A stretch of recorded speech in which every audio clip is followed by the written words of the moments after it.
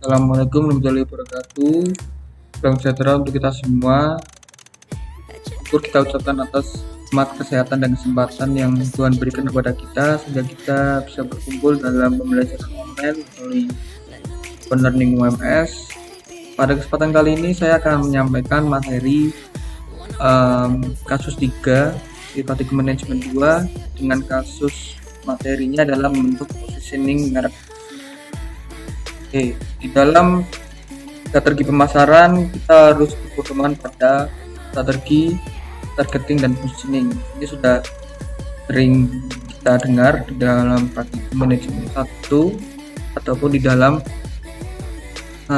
manajemen pemasaran. Jadi sebuah perusahaan itu tidak dapat melayani seluruh pelanggan di pasar yang sangat luas. Oleh karena itu perusahaan perlu merancang strategi untuk memenangkan persaingan dengan mengidentifikasi terlebih dahulu segmen pasar yang akan dilayani dan menciptakan value. Nah, dengan adanya itu disebutkan dalam hal ini pemasaran harus mempunyai 3 langkah untuk memenangkan strategi ataupun merancang strategi dalam menggait pemasarnya. Itu dalam melakukan segmentasi. Segmentasi itu apa sih sebenarnya? Segmentasi itu mengidentifikasi dan memilah-milih kelompok tertentu sebagai kelompok pembeli dengan mengidentifikasi dan menemukan keragaman kebutuhan yang diinginkan. Dan langkah-langkahnya biasanya apa aja sih?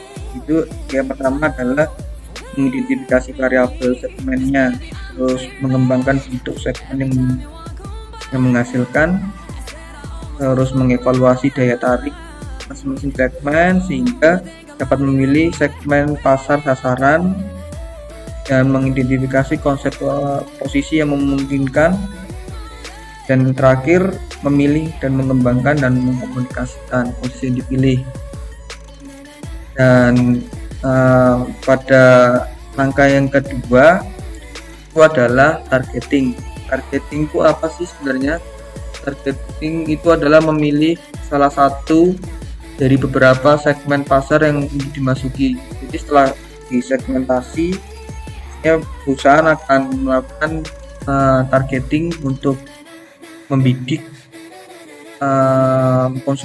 konsumennya secara superior dan memilih beberapa segmen dari segmentasi yang dihasilkan di awal hingga terkumpullah pembeli dan dengan kebutuhan dan karakteristik yang sudah ditentukan, yang sudah ditujukan oleh suatu perusahaan. Dan biasanya targeting juga mempunyai beberapa macam target. Ada target sasaran jangka pendek dan masa depan, terus juga ada target primer dan sekunder, dan yang terakhir adalah positioning. Positioning ini adalah langkah terakhir untuk membentuk dan mengkomunikasikan manfaat utama untuk membedakan produk perusahaan dengan produk yang lainnya. Ini adalah tindakan untuk merancang penawaran dan citra perusahaan agar menempati suatu posisi yang kompetitif yang berarti dan berbeda di dalam benak pelanggan ataupun sasarannya. Oke.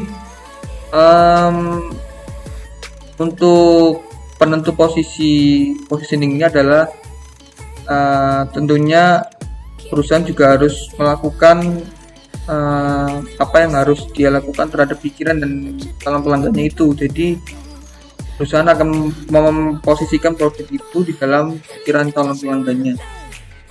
Seperti itu. Oke, untuk materi strategi pemasaran atau membentuk positioning merek cukup sekian. Setelah ini akan ada tugas ataupun quiz yang harus teman-teman jawab di dalam video tugas selanjutnya. Terima kasih. Wassalamualaikum warahmatullahi wabarakatuh.